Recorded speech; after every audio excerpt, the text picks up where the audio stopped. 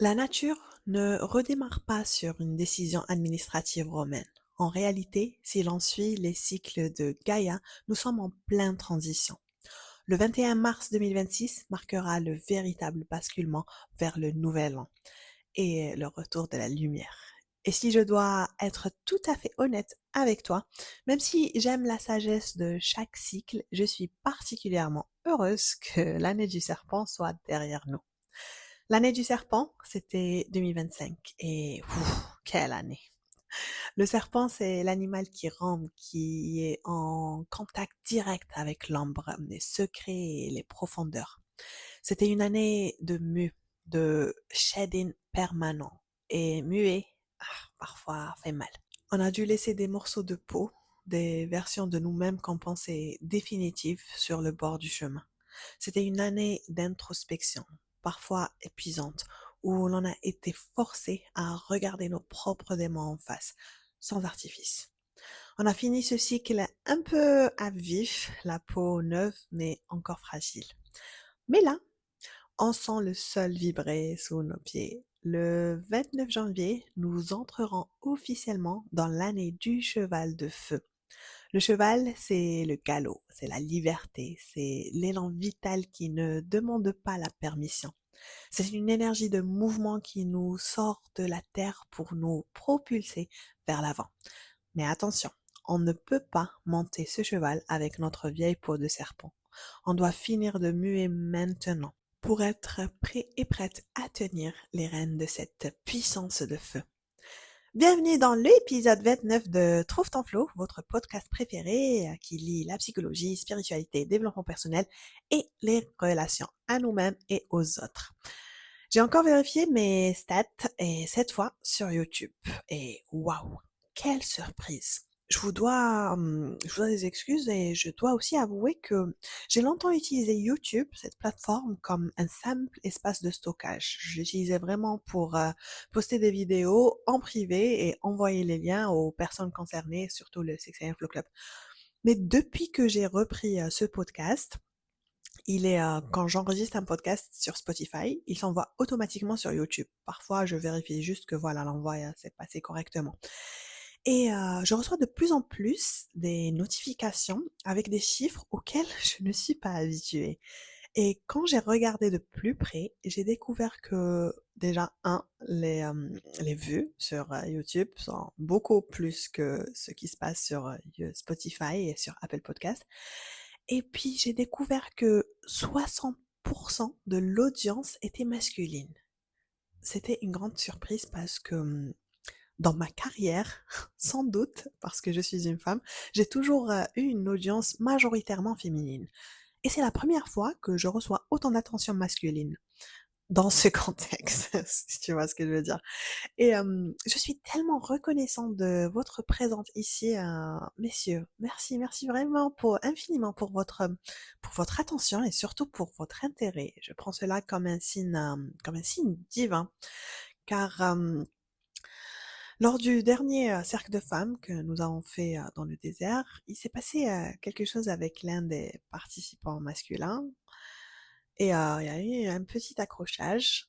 Et après, j'étais en larmes et on était en cercle comme ça et j'ai dit au cercle, quoi, maintenant que j'ai guéri le féminin, je dois guérir le masculin, c'est quoi ça? C'est un peu une blague cachée sous une vérité, mais merci d'être là. J'apprécie énormément votre présence, votre confiance et votre intérêt. C'est vraiment une confirmation de l'intérêt général pour ces sujets. Je vous promets de créer du contenu plus inclusif et de parler au féminin et au masculin. Mais si vous êtes ici, je sais que vous n'avez pas besoin que je vous dise que, qu'en matière d'énergie, que ça soit féminine ou masculine, il n'y a pas, il n'y a ni sexe, ni genre, ni séparation. Nous sommes une seule âme qui est au-delà du féminin et du masculin. Ce ne sont que des aspects que nous avons choisis dans cette incarnation et en tant qu'unité divine, nous apprenons à naviguer dans les deux. Le but ultime est d'atteindre cette harmonie, cette danse cosmique entre nos aspects féminins et masculins. J'ai aussi remarqué que l'audience française grandit de jour en jour. Bienvenue! restez branchés, j'ai un rendez-vous pour vous, les Parisiens, très bientôt, une rencontre en présentiel pour venir faire un cercle comme on les aime bien. Restez bien branchés, ça arrivera bientôt, février 2026.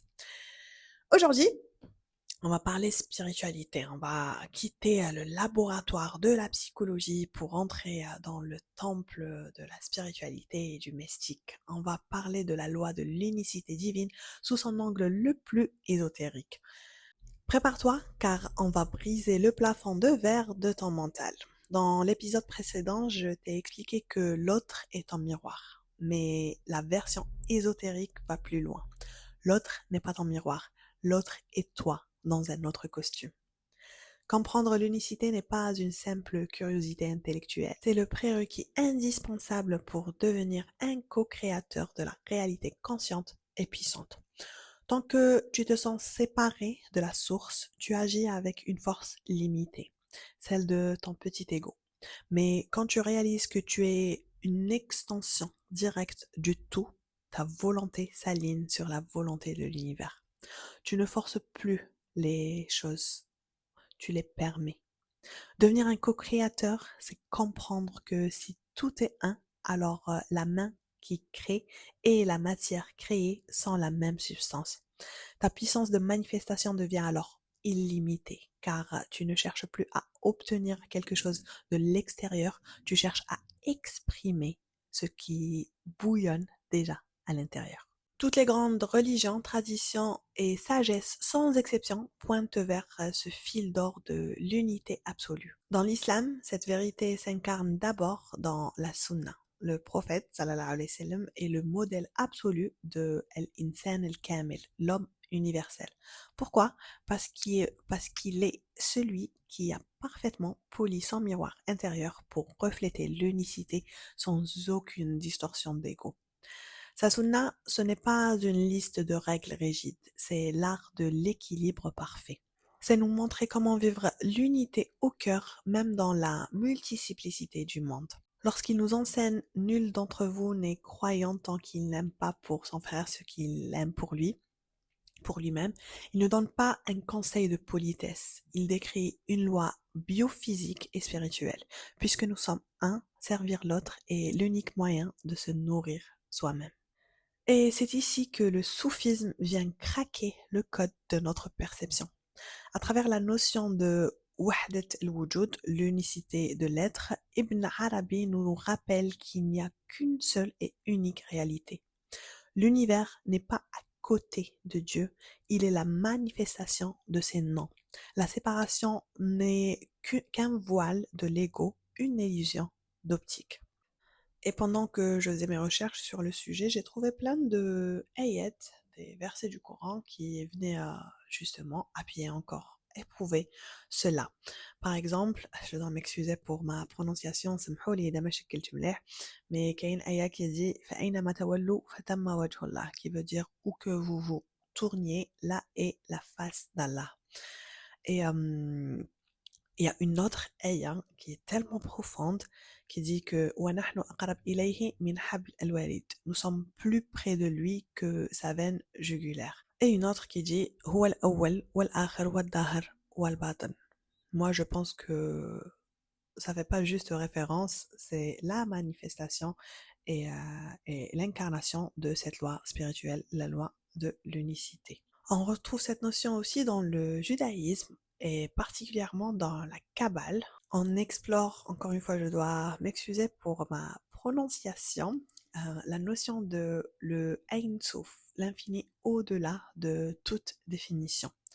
Cela fait maintenant 1 an que j'étudie la Kabbale de près et j'adore la façon dont quelle que soit la religion dont on vient, cette philosophie ne fait que renforcer notre moi profond. Ce n'est pas une religion, c'est une sagesse qui donne un aperçu vertigineux du concept d'unicité. La prière centrale ne dit pas seulement que Dieu est unique, elle proclame que Dieu est un.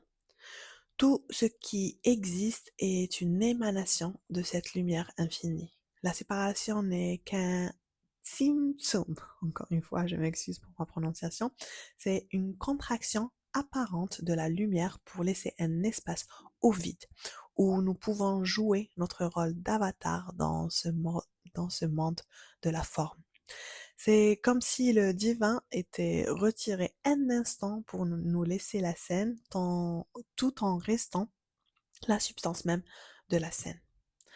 L'hindouisme, à travers l'Advaita, les Vedanta, nous enseigne exactement la même chose avec la formule sacrée Tat Tvam Asi.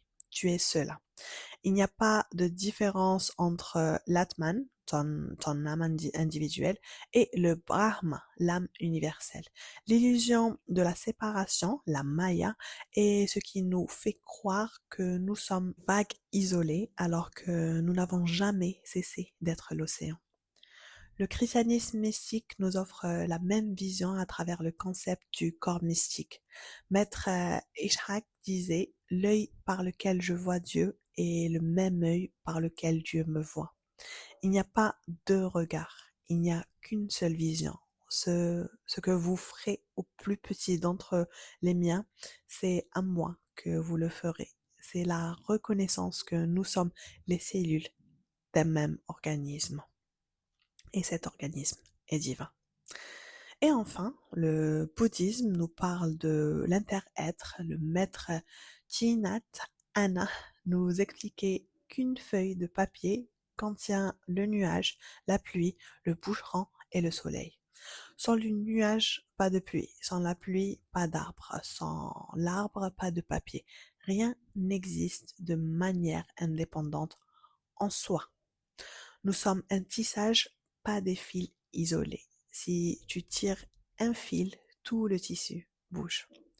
L'illusion du moi séparé est la source de toute souffrance car elle génère la peur de la perte et le désir de possession.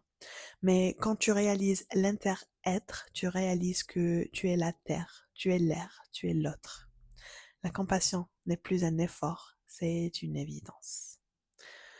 Quand on voit que toutes ces religions et sagesses du monde, malgré leur alphabet et leur époque, chantent exactement la même mélodie de l'unité, on ne peut plus l'ignorer. On ne peut plus ignorer cette évidence qu'il y a vraiment une loi universelle qui règne tout et qui dit que le tout est un et que le un est tout. Mais comment passer de cette vérité universelle à ta réalité individuelle? Comment faire pour que ce concept ne reste pas une belle idée mais devienne ton ancrage?